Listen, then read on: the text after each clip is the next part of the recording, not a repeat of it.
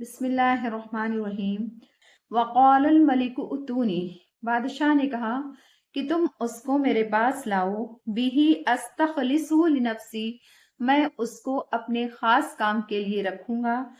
فلما کلمہ، پھر جب بادشاہ نے یوسف علیہ السلام سے بات چیت کی، قال، تو بادشاہ نے کہا، انک الیوم لدینا مکین امین، بے شک تم نے آج ہمارے پاس ایک معتبر جگہ پائی ہے۔ قال اجعلنی علی خزائن الارض، یوسف علیہ السلام نے کہا آپ مجھ کو ملک کے خزانوں پر مقرر کیجئے۔ انی حفیظ علیم، میں اچھے سے حفاظت کرنے والا ہوں اور اس کو بہتر طریقے سے میں جاننے والا ہوں۔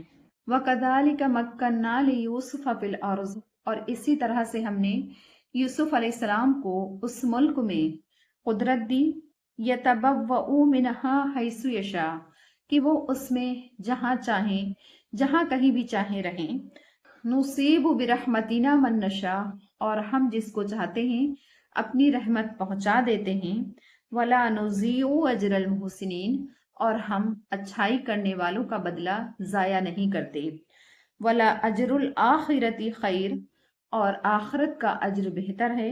لِلَّذِينَ آمَنُوا، جو ایمان لائے، وَكَانُوا يَتَّقُونَ، اور جو اللہ تعالیٰ سے ڈرتے رہیں۔ وَقَالَ الْمَلِكُ ائْتُونِی، یعنی کہ بادشاہ مصر نے یوسف علیہ السلام کے فرمانے کے مطابق جب ان عورتوں سے پورے واقعے کی تحقیق کی تو دوسری عورتوں نے اور زلیخا نے پورے واقعے کی حقیقت کو بتایا اور اس بات کو کہا کہ یوسف علیہ السلام کی اس میں کوئی غلطی نہیں تھی۔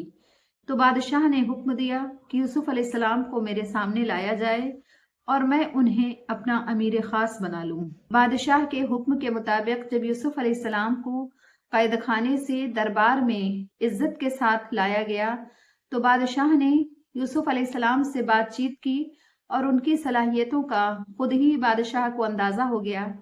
بادشاہ نے کہا کہ میں تمہیں ایک بہت ہی باعزت اور قابل اعتماد شخص مانتا ہوں۔ پھر بادشاہ مصر نے کہا کہ میں چاہتا ہوں کہ میں اپنے خواب کی تعبیر بھی خود اپنے کانوں سے آپ کے منہ سے سن لوں۔ اس وقت یوسف علیہ السلام نے بادشاہ کے خواب کی تعبیر بتائی اور بادشاہ نے کہا کہ مجھے حیرت ہے کہ آپ کو اس کی خبر کس نے دی۔ اس کے بعد بادشاہ مصر نے یوسف علیہ السلام سے مشورہ لیا کہ اب مجھے کیا کرنا چاہیے۔ یوسف علیہ السلام نے مشورہ دیا کہ پہلے 7 سال جس میں خوب بارش ہوگی تو آپ کھیتی کرنے کا خوب انتظام کریں، اس میں خوب کھیتی کروائیں اور جتنا غلہ پیدا ہو تو اس کا 5واں حصہ آپ اپنے پاس رکھیں۔ اس طرح سے 7 سال کے لیے آپ کے پاس غلہ جمع ہو جائے گا اور آپ اس طرح سے بے فکر ہو جائیں گے۔ یہ قحط دور دراز تک پھیلے گا، اس وقت سبھی لوگ آپ کے محتاج ہوں گے اور آپ ان کو غلہ دے کر کے ان کی خدمت بھی کریں گے اور اس پر معمولی قیمت بھی لیں گے، تو اس طرح سے سرکاری خزانے میں اتنا مال جمع ہو جائے گا جو اس سے پہلے کبھی نہیں ہوا۔ بادشاہ مصر اس مشورے سے بہت زیادہ خوش ہوئے اور مطمئن ہو کر کے کہنے لگے کہ یہ سب انتظام کیسے ہو اور کون کرے۔ اس پر یوسف علیہ السلام نے فرمایا، اجعلنی علی خزائن الارض انی حفیظ علیم، ملک کے خزانے میں جس میں زمین کی پیداوار بھی شامل ہے آپ میرے سپرد کر دیں تو میں اس کو پوری طرح سے دیکھ بھال سکتا ہوں۔ بادشاہ مصر ان کی عقل مندی کے پوری طرح سے معتقد ہو چکے تھے۔ 1 سال ان کو مہمانی کے طور پر رکھا اور پھر اس کے بعد اپنی پوری ہی سلطنت ان کے سپرد کر دی۔ بعض مفسرین نے لکھا ہے کہ اس زمانے میں زلیخا کے شوہر کا انتقال ہو گیا تھا تو بادشاہ مصر نے یوسف علیہ السلام سے ان کی شادی کرا دی۔ اس طرح سے اللہ تعالیٰ نے بہت بڑی عزت اور شان کے ساتھ ان کی مراد پوری فرمائی اور خوشحال زندگی گزری۔